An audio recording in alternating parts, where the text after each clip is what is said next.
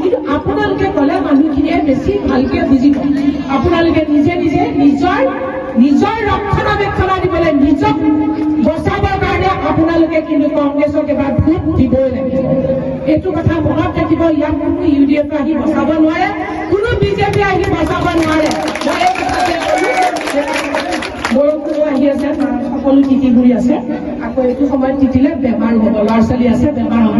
বিশেষ নকওঁ, মই প্ৰতিটো মণ্ডলে মই আপোনালোকৰ মাজলৈ আহি মই আপোনালোকৰ ঘৰে ঘৰে যাম। মোক আপোনালোকে যদি বিচাৰে মোক সকলো সময়তে আপোনালোকে মোক পাব। মোক প্ৰয়োজন হ'লে আপোনালোকে ক'ব যে বাইদেউ আপুনি আমাৰ মাজত আহক, মই আহি পেলাই য'তে নাথাকো মই খাৰা হ'ম আপোনালোকৰ লগত। সদায় আছো, আজিও আছো, আগলৈও থাকিম। সদায় আপোনালোকৰ লগত মই খাৰা হৈ থাকিম, সেইটো নিশ্চিন্ত। সেইকাৰণে কৈছো বিশেষ নকওঁ, আপোনালোকে আমাৰ কেন্দ্ৰীয়সকলক চিনা পৰিচয় তেওঁলোকে নিজে নিজৰ পৰিচয় দিব। তেওঁলোকে ভোটৰ কাৰণে আবেদন কৰিব আপোনালোকৰ ওচৰত, এইখিনি যাতে আপোনালোকে শুনে। আৰু বিশেষ নকওঁ, সকলো বহুতবিলাক লিখি আছে, মোৰ বেয়াই লাগিছে, গতিকে চমু কৰিব লাগে। ইয়াকে কৈ মোৰ সকলোকে মোৰ আগন্তুক আপোনালোকৰ আহি থকা দিনবোৰলৈ মই শুভেচ্ছা জ্ঞাপন কৰিছোঁ, শুভকামনা জনাইছোঁ।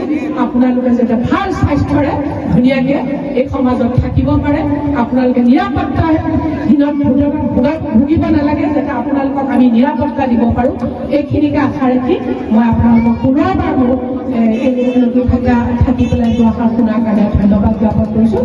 মোৰ চমুটো আশাৰ ইমানতে সামৰিবলৈ ধন্যবাদ। জয় অসম।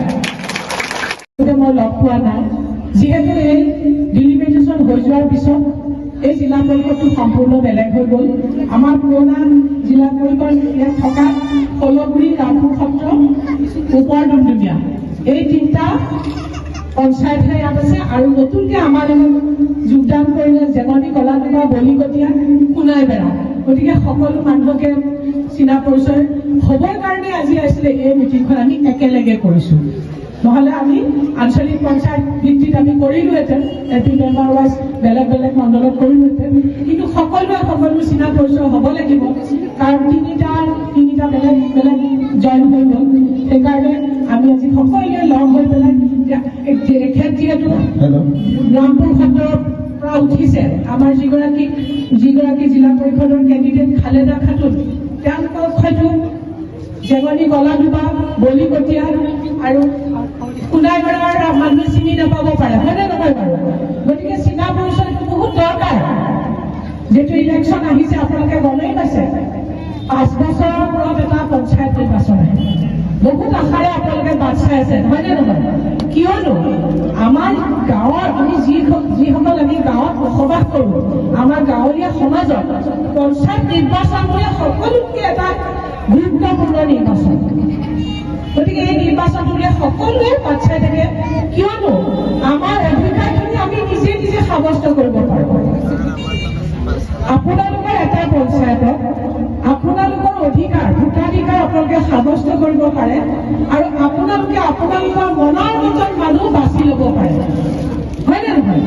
আপোনালোকৰ নিজৰ গাঁও পঞ্চায়তত আপোনালোকৰ মনৰ মতন প্ৰেচিডেণ্ট বাছি ল'ব পাৰিব, মনৰ মতন আঞ্চলিক মেম্বাৰ বাছি ল'ব পাৰিব, মনৰ মতন আপোনালোকে জিলা পৰিষদৰ মেম্বাৰগৰাকী বাছি ল'ব পাৰিব।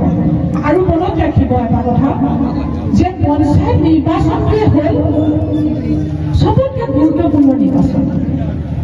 এনে মানুহে কয় যে MP নিৰ্বাচন, বিধায়কৰ নিৰ্বাচন, তাৰপিছত আহে আমাৰ পঞ্চায়ত নিৰ্বাচন। কিন্তু চবেই ভাবে কি পঞ্চায়ত নিৰ্বাচনটো সেইকেইজনৰ তুলনাত সৰু। মোৰ কথা হ'ল পঞ্চায়ত নিৰ্বাচনটো সকলোতকৈ গুৰুত্বপূৰ্ণ।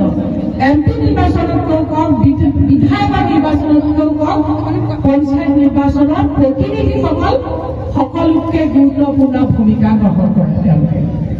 কিয় কৈছো, আমি এখন উন্নত দেশ যদি গঠন কৰিবলৈ হয়, আমি এখন উন্নত মানৰ যদি আমাৰ চৰকাৰ গঠন কৰিবলগীয়া হয়, আমি ৰাইজৰ চৰকাৰ গঠন কৰিবলগীয়া হয়, তেতিয়াহ'লে আমি পঞ্চায়তৰ পৰা আৰম্ভ কৰিব লাগিব। তৃণমূলৰ মানুহখিনিয়ে যদি আমাক সঠিকভাৱে দিশটো দেখাই নিদিয়ে, তেতিয়াহ'লে ওপৰত কিন্তু কোনো এখন উন্নত মানৰ চৰকাৰ গঠন হ'ব নোৱাৰে বা ৰাইজৰ চৰকাৰ গঠন হ'ব নোৱাৰে, যেতিয়ালৈকে আপোনালোকে তৃণমূলত থকা যিখিনি পাব্লিকে পঞ্চায়ত ক্ষেত্ৰত এটা সবল ভূমিকা গ্ৰহণ নকৰে তেতিয়ালৈকে কিন্তু আমি এটা ভাল চৰকাৰ আমি পাতিব নোৱাৰো। সেইকাৰণে কৈছো যে আপোনালোকৰ ওপৰত গুৰু দায়িত্ব আছে। আপোনালোকে আগন্তুক বিধানসভা কওক, আগন্তুক পাৰ্লিয়ামেণ্টৰ নিৰ্বাচন কওক, সকলোখিনি গঠন কৰাৰ মূলতে কিন্তু আপোনালোক এই পঞ্চায়তৰ বিশেষ ব্যক্তিসকল। সেইকাৰণে কৈছো আপোনালোকে দেখিছে যে 15 বছৰ হবলৈ হ'ল। মহিলাসকলক কয় যে মুছলমানৰ মহিলাসকল ল'ৰা সন্তান জন্ম দিয়াৰ এটা ফেক্টৰী। কিমান আঘাত লাগে। মাতৃসকলক অপমান কৰিছে, মাতৃসকলক অপমান কৰিছে। এই মাতৃসকলৰ কাৰণে বা আমাৰ নিচিনা মাতৃসকলৰ পৰাই পৃথিৱীখন স্বজন হৈছে, হয়নে নহয়? পৃথিৱীখন গঠন হৈছে। পৃথিৱীখনত ক'ৰ পৰা আহিলে? আমাৰ মাতৃসকলৰ পৰা আহিছে। আৰু সেই মাতৃসকলকে বিজেপিয়ে অপমান কৰে। সেইকাৰণে কৈছো। আৰু অকল সেইটো কথাই নহয়, পদে পদে আজিকালি ৰাস্তাই ঘাটে আমাৰ মানুহসকল ওলাব নোৱাৰে। কিবা এটা যদি সামান্য দুখ কৰিছে তাতে এনকাউণ্টাৰ কৰি দিয়ে। ৰাতি আহি পেলাই পুলিচ প্ৰশাসন লগ কৰি পেলাই কি কৰে, ঘৰৰ পৰা উঠাই লৈ যায়। কোনো এজন ব্যক্তিক শান্তিত থাকিবলৈ দিয়া নাই। এনেকুৱা এটা পৰিয়াল নাই যিটো পৰিয়াল শান্তিত আছে। আপোনালোকে নিজে উপলব্ধি কৰিব পাৰিছে। গতিকে আৰু আপোনালোকে সেইকাৰণে কৈছো যে মোৰ দুখ লাগিছে এটা কথাত, মোৰ মানে মনটো বেয়া লাগিছে যে আমাৰ মাজৰে কিছুমানে গৈ পেলাই যে আকৌ বিজেপিত যোগদান কৰিছে। কি নিৰ্লজ্জ, সঁচা নিৰ্লজ্জ বুলিয়ে ক'ব লাগিব।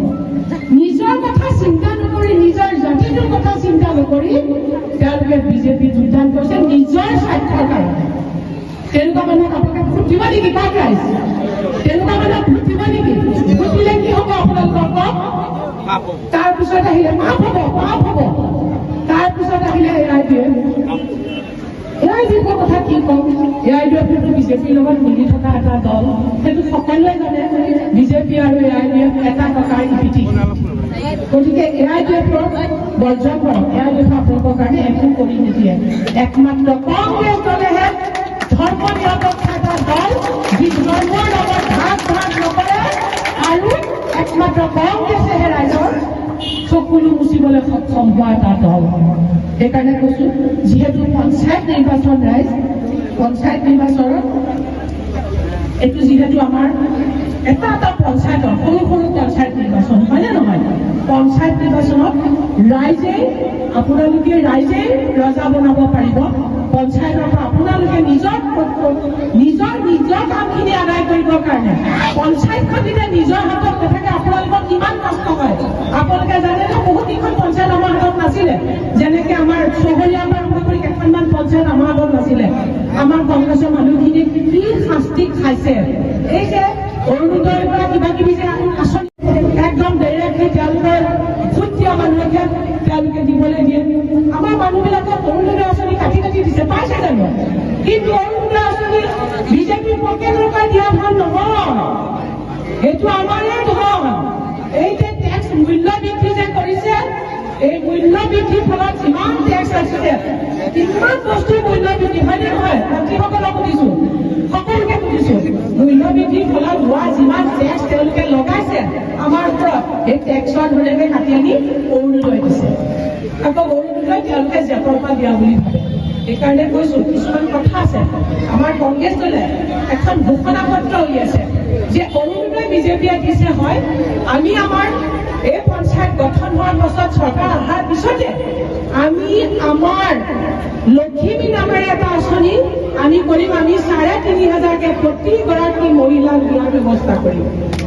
তেওঁলোকে ১২০০ দিছে, কিন্তু আমি ৩৫,০০০কে প্ৰতিগৰাকী মহিলাক দিয়াৰ ব্যৱস্থা কৰিম। তেনেকে পঞ্চায়তৰ জৰিয়তে যি তৃণমূল পৰ্যায়লৈ আমি ক্ষমতাবোৰ হস্তান্তৰ কৰিম। আমি তৃণমূললৈ ক্ষমতা হস্তান্তৰ কৰিম। আমি ওপৰত আমাৰ ক্ষমতা নাৰাখো। তেনেকে আমাৰ যি জব কাৰ্ডৰ অধিকাৰী ন্যূনতম 100 দিনৰ কৰ্ম দিব লাগিছিলে, কিন্তু তেওঁলোকে 100 দিনৰ কৰ্ম দিয়া নাই। আৰু মজুৰি একদম কম, আমি মজুৰি বঢ়াম। আমি 100 দিনৰ যোনে জব কাৰ্ডত কাম কৰে তেওঁলোকৰ ন্যূনতম মজুৰি আমি বঢ়াম। এতিয়া কিমান পাইছে? 250 টকাকে কিমানে পায়, কিন্তু আমি বহুতখিনিলৈকে বঢ়াম।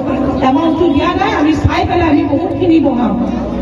তেনেকে আমাৰ যিখিনি পঞ্চায়তৰ প্ৰতিনিধি হ'ব তেখেতসকলক আমি মাহেকীয়াভাৱে তেওঁলোকৰ এটা দৰমহাৰ নিচিনা এটা ব্যৱস্থা কৰা যাব।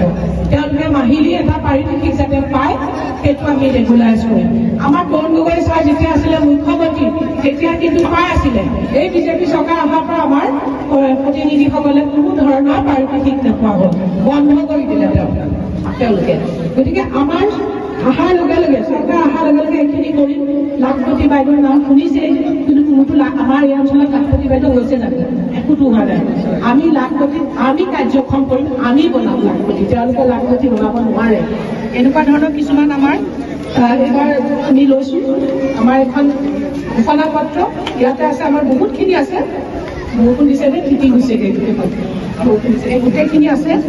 এইখিনি আমি আপোনালোকৰ মাজত কেণ্ডিডেটৰ জৰিয়তে প্ৰত্যেকৰ ঘৰে ঘৰে যাতে এইখিনি পাই ৰাইজক বুজাব লাগিব, ৰাইজক বুজাব লাগিব এই গোটেই কথাখিনি। আমি আমাৰ চৰকাৰ আহিলে আমি কি কৰিম। কিন্তু আৰু এটা কথা কওঁ, ৰাইজ আপোনালোকে ৱাকআপ নামটো শুনিছে ন? শুনিছে নে নাই? শুনিব লাগে। এইটো ৱাকআপটো কি বস্তু? এটা সম্পত্তি, এইটো আপোনালোকৰ সম্পত্তি, আপোনালোকৰ সম্পত্তি। যি আগৰ দিনত বহুত দিনৰ আগতে এইটো স্বাধীনতা হোৱাৰ পিছত এইটো মানে তেতিয়াই দিছিলে যে সম্পত্তিবিলাক যাৰ যাৰ বেছি আছিলে, যিখিনি মানুহ আছিলে তেওঁলোকে এটা একগোট কৰি পেলাই এটা সম্পত্তি কৰে।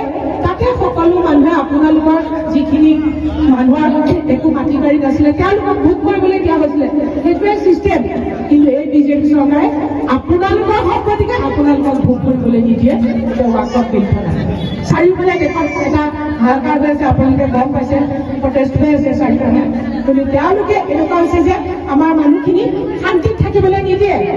আপোনালোকৰ সেই সম্পত্তিটো যাবই, আকৌ কি কৰিছে আপোনালোকৰ নিজৰ থকা সেই সম্পত্তিবোৰ কিমান এভেকশ্যন কৰিছে, বহুতখিনি এভেকশ্যন কৰিছে। আপোনালোকে দেখিছে নহয়, এই সম্পত্তিবিলাকো আপোনালোকে লৈ যাবলৈ এতিয়া চেষ্টা কৰিছে। কোনো মানুহক শান্তিত থাকিবলৈ নিদিয়ে। কিন্তু এতিয়া চিন্তা চৰ্চা কৰাৰ দায়িত্ব কিন্তু প্ৰতিজন ব্যক্তিৰ আপোনালোকৰ আহিছে। আপোনালোকে ভোট কাক দিব, কাক দি পেলাই আপোনালোকে প্ৰতিনিধি বনাব। যি প্ৰতিনিধিয়ে আপোনালোকৰ হৈ মাত মাতিব পাৰে, আপোনালোকৰ হৈ মাত মাতিব লাগিব, মাত নামাতা নহয়। মই সেইকাৰণে কৈছো আপোনালোকৰ হৈ মাত মাতিব একমাত্ৰ কংগ্ৰেছ দলৰ বা পাৰ্টিটোৰ পৰা প্ৰতিনিধিসকলে। আৰু এই প্ৰতিনিধিসকলক আপোনালোকে এইবাৰ আপোনালোকৰ বিপুল ভোটত মই আকৌ আহিম আপোনালোকৰ মাজলৈ, হাতৰ চিনাত ভোট দি জয়যুক্ত কৰিব লাগিব। মই আজি ক'বলৈ আহিছো এনেকুৱা নহয়, প্ৰতিগৰাকী মহিলা ওলাব লাগিব, প্ৰতিগৰাকী ঘৰে ঘৰে মহিলা আমাৰ কেণ্ডিডেটসকলৰ লগত চাই পেলাই আপোনালোকে প্ৰচাৰ অভিযানত নামি যাব লাগিব। আপোনালোকে যেতিয়া লোকেল মানুহখিনি প্ৰচাৰ অভিযানত নামি যাব তেতিয়া ভালকে বুজিব। বিজেপিয়ে দিল্লীত চৰকাৰ গঠন কৰিছে আৰু অসমত প্ৰায় 10 বছৰে হ'ব হ'ল, 26ত নিৰ্বাচন আছে, 10 বছৰ বিজেপিয়ে শাসনত আছে। এই বিজেপিৰ শাসনকালত আপোনালোকে কি পাইছে কি নাপাইছে এইটো খুব ভালকে আপোনালোকে উপলব্ধি কৰিব পাৰিছে, হয়নে নহয়? যিহেতু আমাৰ এই অঞ্চলখিনি আমাৰ মাইনৰিটি অধ্যুষিত অঞ্চল বুলিয়ে ক'ব লাগিব, সঁচা কথা ক'বই লাগিব। আমাৰ মাইনৰিটি মানুহে আমি বেছিকৈ আছো ইয়াত। গতিকে তেখেতসকলক এই বিজেপি চৰকাৰ অহাৰ পিছত এই মানুহখিনিয়ে কিমান কষ্টত আছে সেইটো আপোনালোকে উপলব্ধি আপোনালোকে নিজেই কৰিব পাৰিছে, হয়নে নহয়? উপলব্ধি কৰিব পাৰিছে। যেতিয়া বিজেপিৰ এজন মন্ত্ৰীয়ে যেতিয়া কয় যে মহিলাসকলক, বিশেষকৈ মহিলাসকলক ইমান বেয়া